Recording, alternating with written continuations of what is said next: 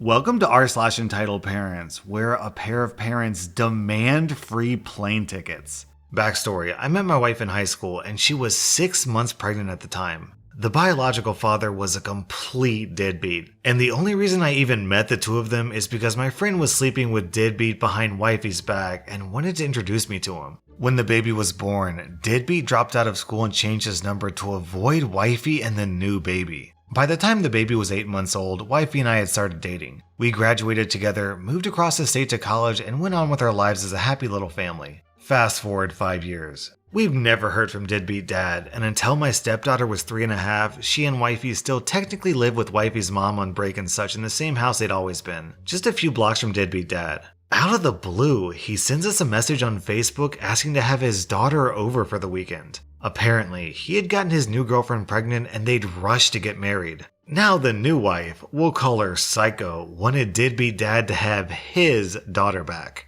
It had been 5 years. She didn't know him and we didn't know what to say at first. Out of curiosity, we checked out both deadbeat dad's and Psycho's profiles and I nearly fainted. For nearly a year, Psycho had been collecting photos of my stepdaughter from anyone's profile that would share a picture of her. Not only that, she was posting them on her profile as if she had been the one to take them. This included shots from a Mother's Day photo shoot we had paid for. The photographer posted some of the shots with her watermark on her page before we even got the shots back. And Psycho copied them all to post on our profile, saying it was the best Mother's Day gift ever. Her baby wasn't born yet. Scared and angry, we found it best to ignore the requests. There was no way we could get our stepdaughter to go along with spending the weekend at a stranger's house anyway. So they sued us for full custody and child support. WTF? All hell broke loose when wifey was served papers at work. Immediately we shut down our Facebook profiles, because that's how Psycho knew where to send the papers, and told all our friends and family to take down any pictures of our daughter. But that wasn't enough to stop her. Turns out, in addition to stealing photos, Psycho also made several fake profiles to add friends and family and get information about us. We never added anyone we didn't know, but other family members had. There were 7 fake profiles altogether. When we had them all removed and reported, Psycho started sending her friends and family to attempt to add us and gather more information about us. She showed up at our daughter's Christmas show at school, when we didn't even tell them where she went to school. She repeatedly showed up at wifey's work to try to get her in trouble and called the cops on us for several false incidents. The reasons listed by their lawyer for seeking full custody were because we're lesbians, and that's bad for kids, and because we abuse our daughter, which we've never done once in our life. We do drugs. We even offered to do a piss test, but she wouldn't spring for it since we would all have to foot that bill. Well, based solely on the fact that over 5 years prior he had signed the voluntary acknowledgement of parentage, deadbeat dad got visitation rights. Wifey retained primary custody because duh, and visits slowly began so my daughter could get used to deadbeat dad.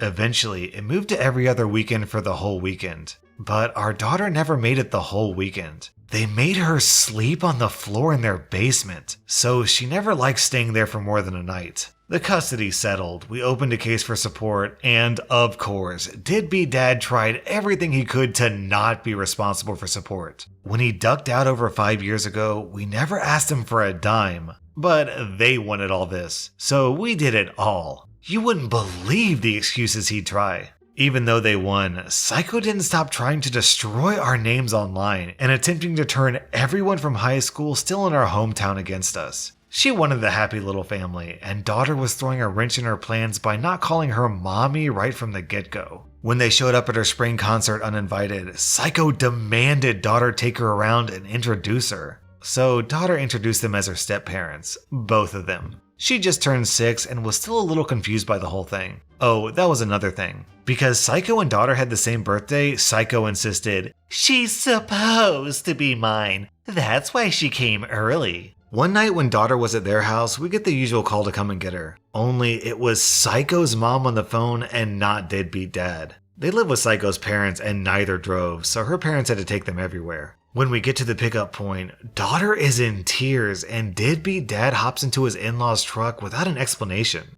Turns out, Psycho lost her cool when daughter didn't want to stay the night again, so she sat daughter down and read her the custody agreement line for line. Then she looked that 6-year-old angel in the eye and told her she could have her mama, that's me, arrested any time she wanted for not complying with a custody agreement. Psycho was convinced that the only reason our daughter didn't like her is because we told her not to like her. Dude, I don't want her to like my mother-in-law either, but I have no say in who my daughter cares for. Well, for the next week, I had to force my daughter onto the school bus in tears because she's convinced I'll get arrested while she's at school and I won't be there waiting for her in the afternoon. Gods, just typing that out breaks my heart all over again. Thanks for that, Psycho. But this story ends with some poetic justice. Maybe they were tired of fighting with a little girl. Maybe she realized just how badly she messed up. Who knows? But before the next visitation, we got an email from our lawyer explaining Deadbeat Dad wanted to sign over his rights. It had only been 3 months since he enacted them, and allow me to formally adopt our daughter. We were ecstatic, obviously.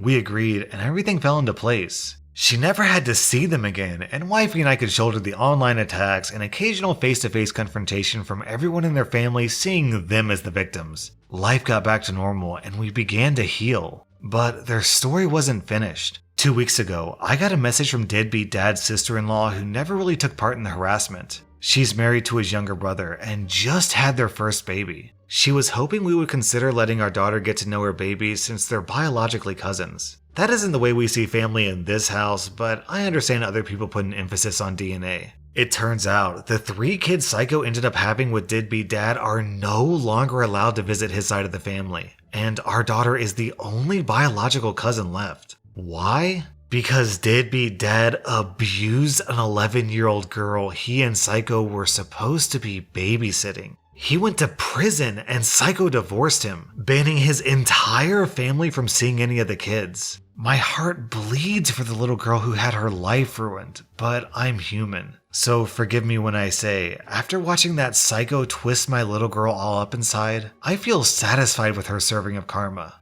Wait, is this r/entitled parents or r/insane parents? That father is disgusting, and I'm glad he's in prison where he belongs. Our next Reddit post is from Xorianus. Backstory, this happened a few years ago. My parents are the epitome of what makes an entitled parent, and I've got plenty of stories about their antics. To sum it up quickly, I decided at 18 years old to run away from them and live overseas, where I am today and quite happy. This was the biggest decision of my life, and I was nervous as heck. They'd done terrible stuff since my childhood, and I needed to get away for my own safety and well-being. I planned the flight about 2 weeks before the date, and my parents the whole time didn't think I'd go through with it. To be fair, they only thought I was going on vacation for a short bit. The day came, and after me calling an Uber to take me to the airport, they caved to save face and took me themselves. I checked in and did all the good stuff before I had to go through security. I waved them off and began to walk forward until the following goes down. The security guard says, "Excuse me, where's your boarding pass? I only see one here." He points at my boarding pass. "Oh, don't worry. We're just going to take our daughter to the gate." No. I'm afraid you can't go past this post without a boarding pass." "What? But she's our daughter. You can't tell me what I can and can't do with my own daughter." The security guy sighs and looks at a flustered me up and down. I have a baby face and have always looked much younger than I really am. Alright, how old is she? "Well, she's...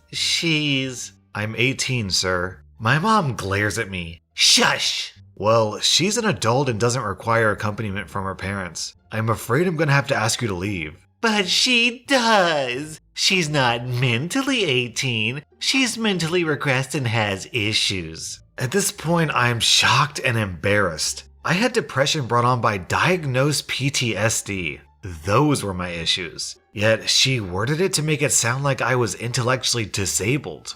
What? My dad says, "She's mentally a child. She still likes Chinese cartoons," referring to anime and manga. I still don't see how that applies here. She seems capable enough. Do you feel you can go through on your own? Yes, I'm okay. Ugh, liar. My mother begins stomping her foot in frustration like a toddler. "Just let me through right now with my daughter." "Yeah, and me." The security guard sighs, calling another security officer over. What seems to be the problem, security guard? This jerk won't let me go through the gate to be with my daughter, who is mentally R-word. The real story, please. The first security guard explains the deal, and my parents are fuming. They can tell by the looks on the security guards' faces they're not going to get their way. Finally, my mother yells out that famously awaited Karen line. I know my rights. I demand to speak to your manager. So another person comes over, and the three of them are talking quietly together.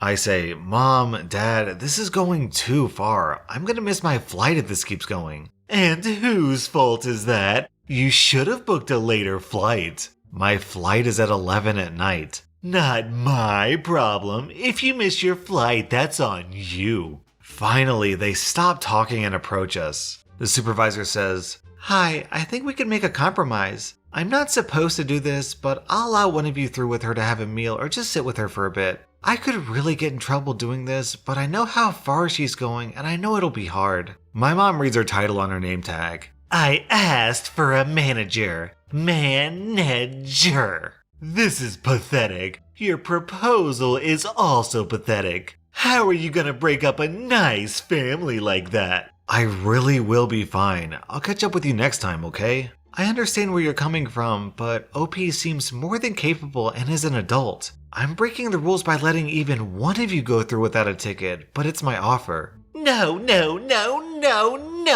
This is ridiculous. By now, my mother is stamping around and waving her arms around. She gets up close to the two security who kinda eye her and she immediately backs away. She doesn't stop stamping. Ma'am, I'm afraid if you don't stop, I'm gonna have to escort all of you away. Realizing he means me too, I quietly mutter an "oh shit" under my breath and begin to panic a bit. Fine, we'll just take our daughter home then. She takes my arm, but I quickly pull away. Stop! How dare you! Apologize to your mother! The supervisor looks at me. Would you like a parent to go with you? No, not really.